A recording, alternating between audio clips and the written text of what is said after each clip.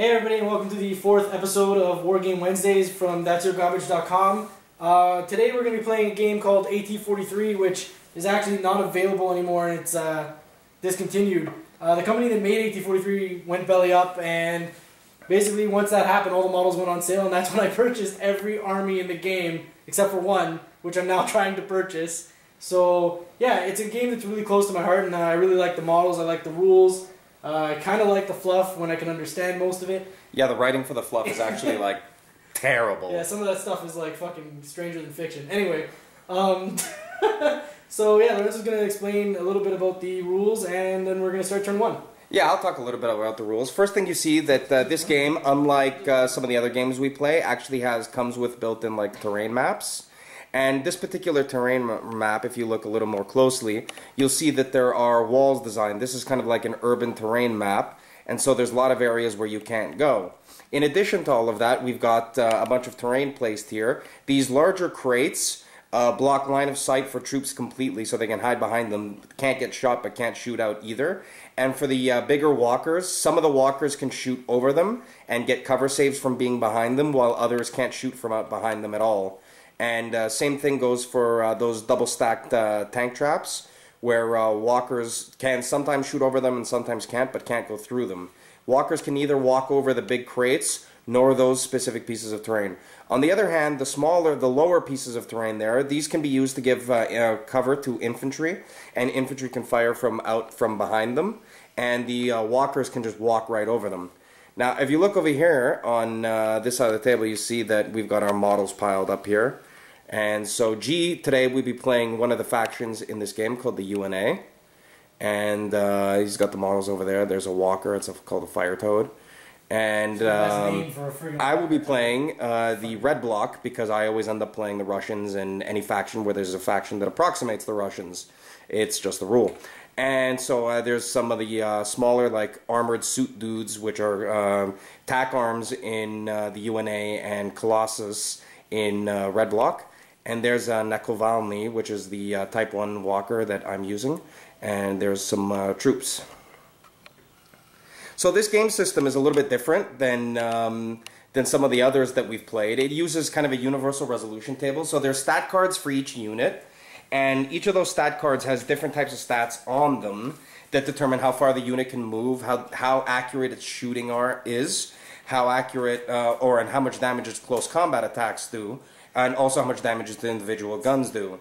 What's unique with this system is that there's one table that's used to resolve everything, called the Universal Table of Resolution. And so basically it works where whenever you have to compare two stats to resolve something, you basically take the attacking stat, subtract the defending stat, and the difference between the two, a positive or negative number, tells you what you have to roll on dice to get the outcome. So this covers like whether you hit, whether you wound, whether you get saves from cover, whether you live or die as a result of those wounds. So it's pretty much kind of a universal table. Another thing that's unique with AT-43 is that the measurement system, because you have this relative comparing of stats to determine what you hit on, there really aren't per se fixed ranges within which the weapons have a certain to hit or to miss. Instead, each weapon is given a range, and you basically subtract the range of the weapon from the range to the target using the numbers on the special Rackham tape measures, and that tells you what you need to hit. So until you get to a high enough number where you can no longer roll to hit, you can still hit anywhere within that band. And the closer you are, the better your guns get. So it's not like you hit on this number. It's not like 40K or Firestorm Armada. Well, actually, it's close to what Firestorm Armada is. Like. Well, sort of. Similar. Yeah, well, Firestorm Armada gives you more dice the closer you get. It doesn't make what you have to roll to hit get easier. That's true, okay. So right? It's not so it's kind of a unique mechanic that's kind of within AT-43. It's definitely one of my favorite mechanics. Yeah, this game is actually really awesome. It's kind of unfortunate that it went out of business, because this one really had the potential to present the challenge to the plastic cocaine habit represented by Warhammer 40K. But it's still a fun game, and you can get all the stuff used for it pretty easily these days. eBay. And yeah, eBay is your friend for this game. And so we're gonna start deploying our forces for the first turn, and we're playing the first mission, I think, this game, Seek and Destroy. Yeah. Where we basically just gotta kill each other. Game lasts 6 turns, and whoever has the most victory points after 6 turns wins. board game review. Here we are at the conclusion of the first turn of our game of AT-43. And we have a special guest this week. Jay decided to show up to watch us play this game because he's apparently never seen us play a war game before, or seen anyone play a war game, actually. Except for the people at GW, but they're not people. Well, yeah, they don't, and that's not a war game. Yeah, my experience with war games is I walked into a games workshop and then wanted to leave really quickly because I got surrounded by 12 people who were just like, all I could say is like I knew what it was like to be like a woman caught in an elevator with like 12 guys when I walked into a games workshop. Yeah, because they smelled. Well, they attempted to do a similar thing in terms of their pricing structure. Yes. Anyway. So anyway, we're at the conclusion of turn one. All that out. No, you're not. That was the best thing I've said on this website in weeks. You can see here on G's side of the board, he's brought in his various units as far as they can go. They can go, most of the foot units can go 14 centimeters, and then they get an extra 6 because it's they're running and not shooting. Because, and unlike 40K, your run speed is not a random interval. And because, as you can see from the board setup here, from the table setup, you can see that because of all the walls, it's not really possible for either side to shoot at each other just yet. So right now is just running to get into position for later rather than worrying about anything else at the moment. So, and on the other side, I've moved my red block troops up as far forward as I could to get them closer to the center of the thing. And there's my Nakovalny, which moved up as fast as it could. It can run faster than the other crap. And then the background there, as I shake the camera like a complete jackass, you can see my Colossi, which have come in from the edge there. So at this point, taking an overall perspective on the board, you can see that both sides are a long way away from being able to shoot at each other in the center of the board because there's so much cover. Luckily, we both brought really good long-range lists that we're going to end up fighting in like range 0 in about 2 seconds. Yeah, this is going to actually turn into a complete bloodbath once we get into the center. So we'll be back after the conclusion of turn 2. We'll start again when we get to the center. Yeah, we'll start again when we get to somewhere. Happens. Yeah, when we can actually like shoot at each other and I can start rolling horribly at dice.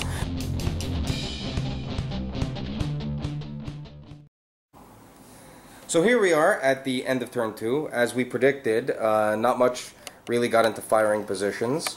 G's army moved up further towards the center. So did my army.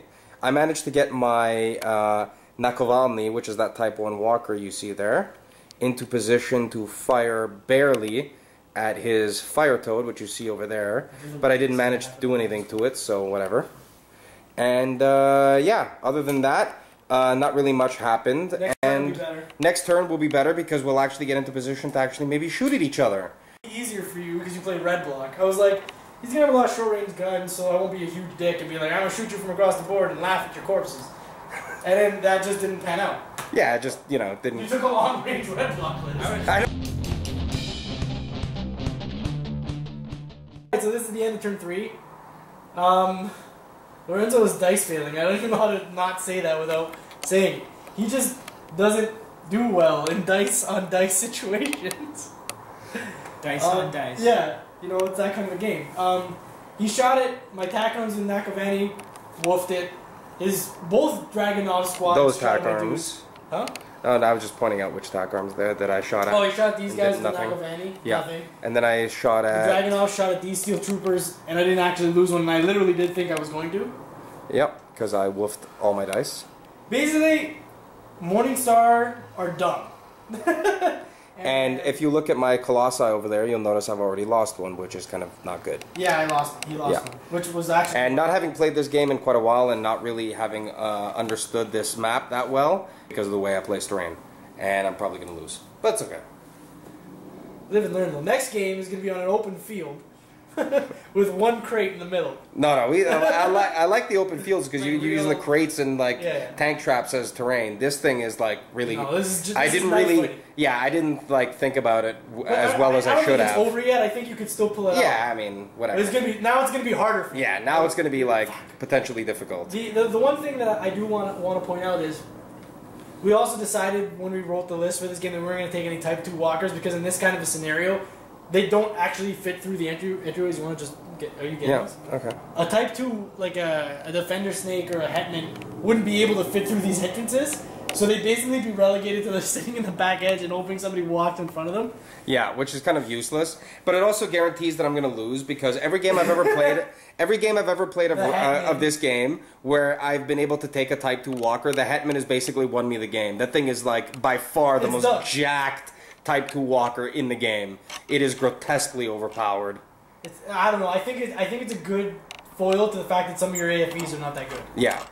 And the Hetman's just like godly amazing. All the UNA FFVs except for like the Light Prince, but who takes something called a Light Prince ever? It's yeah, it just sounds very... It's called the Light Prince. Yeah, I'd much rather be the Dark Prince personally. Alright, so this is the end of turn 4. Now for the record, I just want to point something out, and this is going to take a little bit of time, but bear with me. These guys are in cover and in Overwatch. These guys aren't in cover, but they can't get shot by anybody. These guys are in cover and in Overwatch. Cover, Overwatch. Can't get shot by anybody. Way out of the way of any bullets ever. These guys are in cover, can't get shot by anybody. Same goes for these guys here, the Fire Toad and the Steel Trooper. And these guys are in cover and in Overwatch. Now, because me and Lorenzo were like awesome, and we don't believe in like suicidal causes like in the norm, technically this game is just gonna stay in this like array of dudes. We're not gonna move anybody until he moves first.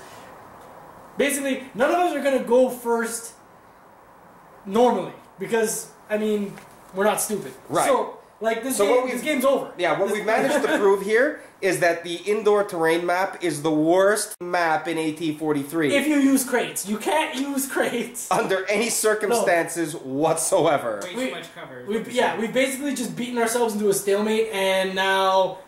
So, in the interest of having a video that has a conclusion that doesn't result in us just going good game and going for pizza, I'm just gonna run at him. Because, well, unless he goes first, then he might run at me. But yeah. The point is... Because I probably will, because like... Now, all bets are off. It's a tie, and we're just going to play for shits because we love this game. Mm-hmm. But really, tactically, this game will just go on forever. Like you can't use this map for this type of game. It just doesn't work. And if you do, you shouldn't really use crates. At all. Because they just block line of sight and make shooting retarded. Yeah.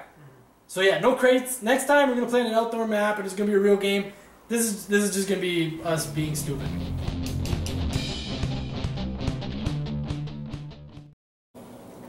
Okay, so this is the end of turn 5, and for those of you watching at home, not very much has changed on the board. That's because me and Lorenzo spent the entire turn shooting every gun we had at each other, no matter how stupid the shots were, and did like, what? You killed 3 tac arms with like your whole army, and I did nothing. And that was it. That was basically turn 5 in a nutshell. Pretty much, those are the casualties of the entire turn. Yeah. So and there's only one turn left in this mission, so we're going to be calculating victory points after the next turn, after having spent the entire game doing absolutely nothing. Yeah. So, we apologize for this being the singular most boring episode of War Game Wednesday in the history of the goddamn universe. This will never happen again, I promise. And we will not make this mistake again. We will do much better next time. We promise. Like, there's going to be dancers and shit next time. Yeah, exactly. I mean, and Solo's going to dance.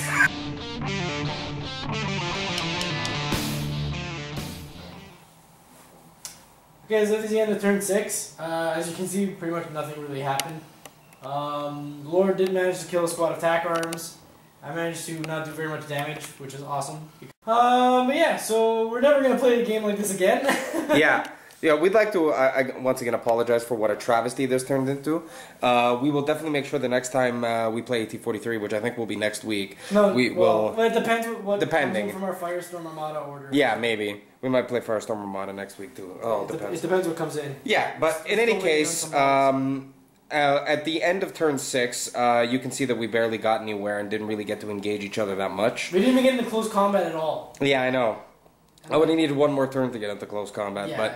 You know, but the point here is, the way victory points are calculated for the Seek and Destroy scenario, you get 2 victory points for killing a infantry unit, so I killed one, he didn't kill off any of mine completely, and you get 1 point for each officer you kill of the enemy's army, and I killed one of his officers because he had one in that TAC arm unit I killed, so I got 3 victory points and he got none, so technically it makes me, having come out ahead in this game, nobody's a winner. Yeah, really.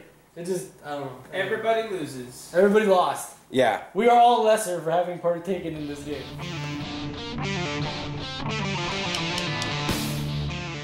How clean, just under my face. Oh, and for any of you that actually have been watching our videos with Wargame Wednesday, now that I've got this new tripod and camera setup, I'd like to know what you guys think of the overhead 3/4 angle I'm using here. I'm trying to give you guys a view that lets you get an overall sense of the relative position of the units of both sides of the board, so that you can get some sort of understanding of like what we're actually trying to achieve with where our units are.